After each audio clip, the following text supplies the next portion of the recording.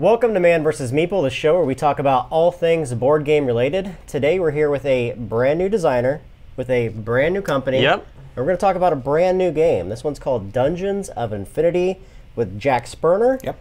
From my hometown of Columbus, Indiana. Indeed. We planned it that way. I know, right? Yeah, Jack Sperner actually was one of, we had our Kickstarter last year, and he was one of the people who pledged us at the level to co-host. And that was going to be, you could come on and co-host for any review, or if you had your own game, you can come and talk about your own game. So, Jack, you are the first of those backers who've come on, and you have your own game here, Dungeons of Infinity. Yeah, this is a cooperative. Cooperative, solo, competitive. Yeah. It's the So, whole ball everything. of wax. Yep. So how long have you been working on this game? Going on 3 years. Okay. 3 years. Yeah, so... And it's a dungeon crawl, obviously, at its heart. Are there any games that inspired you, or were there some games out there you're like, you know what, I'd like to do something like that, but with a twist? My inspiration actually was Dungeons and Dragons minis, which my Okay. son and I used to play. I didn't like the big map, thus I have the modular here. And then I also love Firefly the board game, Okay. which is a very random game, which drives some people crazy, but I adore. So this game has elements of both of those. Interesting. So what makes this game, in your opinion, unique from other dungeon crawlers that are out in the market right now? Because there's a lot of them out there. Oh, yeah, there's a ton. I like the flexibility of the game. Okay. I like the fact that, hey, I'm coming into a room. I don't want to go through that room. It's really full of bad guys. Can I sneak through it? Yeah, you were telling us about that in our first play with you, and that was some time ago. And some of that stuff's hard to remember, too. There's a lot of options that you have. And, you know, don't be scared, but right now, he does have this player aid, which he promises will be distilled down considerably. But it is interesting because it does bring in some, like, oh, well, I'm looking at my numbers. There's no way I can defeat that creature. Right. So, oh, yeah, I could try to sneak through there. You know, so there's a lot of different options there. It's not it's not the sky's the limit, obviously. No, no. There is some guidelines and obviously some limitations, but There's it a lot. has quite a bit. Yeah, there's a lot. I mean, we have, on the tile here, I put a flood tile. As you go through the dungeon, the rooms might get flooded. They might cave in. You might have cave-ins blocking your entrances, and you have ways in which you can get past all of that. Okay.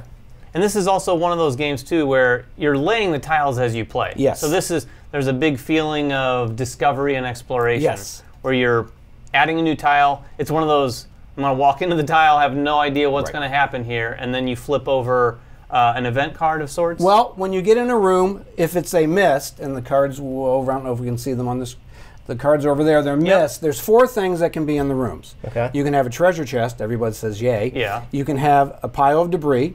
That sounds less exciting. Yes. It's just a bunch of junk laying around. What do we got in there? There may be treasure in there, Yeah, there though. might be. You never know. And then you have your bodies, which is like, ew. Yeah. Actually was playing with somebody once who said, I am not checking out the bodies, that's gross. Like, no, that's the point. And then you have the mist. With the bodies, the treasure chest, and the debris, you as the player have a choice as to whether you want to take that risk or not. Okay. That's why they're called risk cards. The mist, tough luck Charlie. You walk into a room that's got a mist, and you will experience that immediately. Oh, so you have to. You have to. Impeding evil within the area. Yeah. Right. Yeah. You can't avoid mist. No. Right. So, am I correct in assuming that all these cards have, I mean, even the treasure chests, are some of those going to be not necessarily great for you? Yeah. They could be bad? Yeah. But I'm an evil person. I like to do bad things to people. on a whole, would you get more good things from the treasure chest cards than Yes. you would, like, the dead body? Yes. Okay. Yes. So how's the whole game driven? Like, what's the purpose of the game? It's campaign, it's solo, it's competitive, it's cooperative. What are you trying to do from one gameplay, and how is it all structured? Like, what are The you idea doing? is, I had this idea of, I'm going into a cave, and I don't know what's there. Okay. That's the idea behind this game. Okay. You're either going in individually, you're going in as a group, and you're going in to get that reward together or separately. Okay. And the idea is, I don't know what's in the next room. I don't know where the next room goes. And for me, the really cool thing is while you're building the dungeon, you see this area where maybe we could go around this room if we went this way, and maybe it'll connect up here. Okay.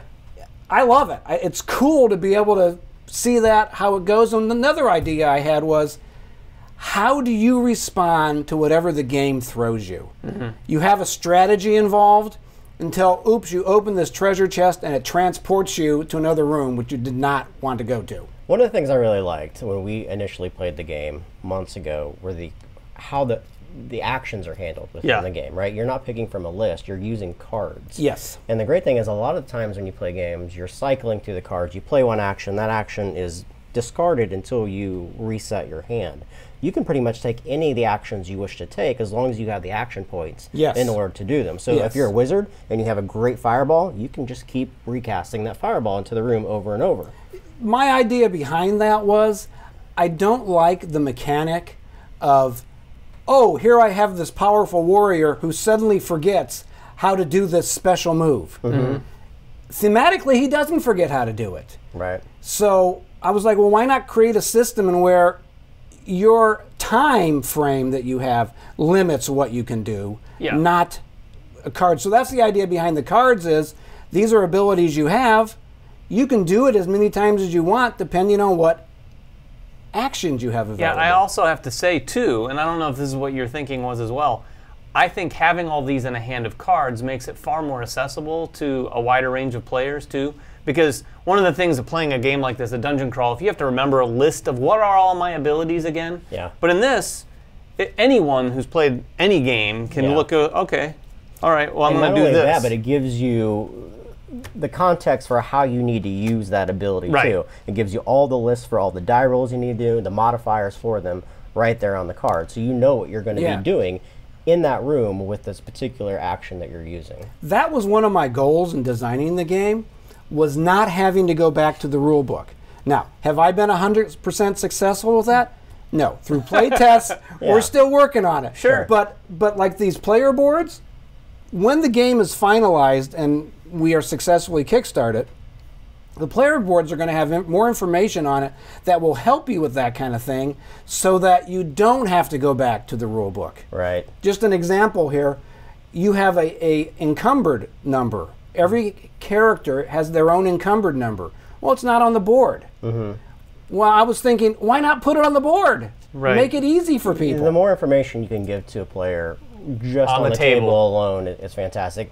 Speaking of the player boards themselves, when we met you 6 months ago to initially play your game, we looked at all the artwork, and we have to say, they look like this. They've gone from this to what you're seeing on screen right now. Yeah, and we'll throw one of those up too. The graphic design, the new graphic design is spectacular, relatively speaking, for sure. It is amazing. It looks really good. It makes the game pop, and we can only hope that you continue that on the tiles, on the cards, on everything that you see, because I think that's going to make the presentation, especially for a new designer like yourself who is coming into the space. There's a lot of games coming out. We just talked about this. There's over 100 new games being released per month now in the enthusiast industry. Well, and in first impressions, particularly, like Jeremy said, with a new designer, you've got to come into this space now with your A game. Yes. And this definitely reflects some evolution in what you've been doing to get it up there for sure. Dave, Jeremy, you have a slide, I think, of the new design for the dungeon tiles. It's not colored, but just to give an idea of how this is flat, what we're going to is depth. It looks a lot. It gives that immersion element to the game that you really needed. You've really done a great job with what we've seen thus far. You've only gotten a few pieces so far.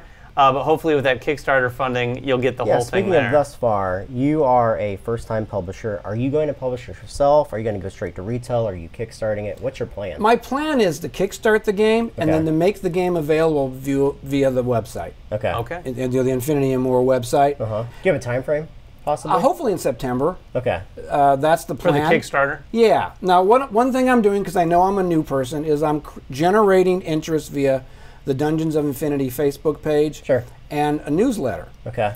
And currently I'm 4 people away from having 600 followers, which I'm really excited about. You got to start somewhere, man. And I'm hoping that, being with you guys, maybe kick that up to 700. I don't know. We'll see. So. And you're going to give some games away too, right? I'm going to give away 3 prototypes. Okay. So, and how that's going to work is if you sign up, join the Facebook page, you'll be in a Facebook group giveaway. Okay. If you sign up for the newsletter, you'll be in a newsletter giveaway. Okay. Then I'm going to combine the two groups together and have one grand prize giveaway that's going to include the already designed stretch goals. Right. Which is really cool because that'll come with 8 heroes instead of just the 4 that the base prototype comes with, and a bunch of new enemies. Now that doesn't. I am going to be designing more. Sure. More things for the game. Do you have some of the newer stuff up on your Facebook page and on the site already? As I get it, I post it. Okay. Very yeah, cool. Definitely go take a look at that. And if you're interested in picking up a copy of the game or potentially winning a copy of the game. Yeah, exposure is never a bad thing. No, not at all. I love that entrepreneurial spirit too. Dungeons of Infinity, guys. Jack, thank you for stopping by. Oh, no problem. Yes, absolutely. Guys, go check out his page, his Facebook page. You never know when the next great designer is going to come into the industry. You may be the next one. We don't know. I would hope We'll watch so. you intently to see what else If he is, he was here first. Yeah, exactly. There you go. If you guys have questions, make them in the comments below. We'll make sure Jack comes on to the forums and answer those for you guys. Follow us on Facebook, like us on Twitter, or if I said that backwards, whatever way to get to our channel. Check us out, and check us out next time on Man vs. Meeple. Bye-bye. Thank you. Season 2 of Man vs. Meeple is sponsored in part by Cool Stuff Inc. Cool Stuff, in stock at coolstuffinc.com.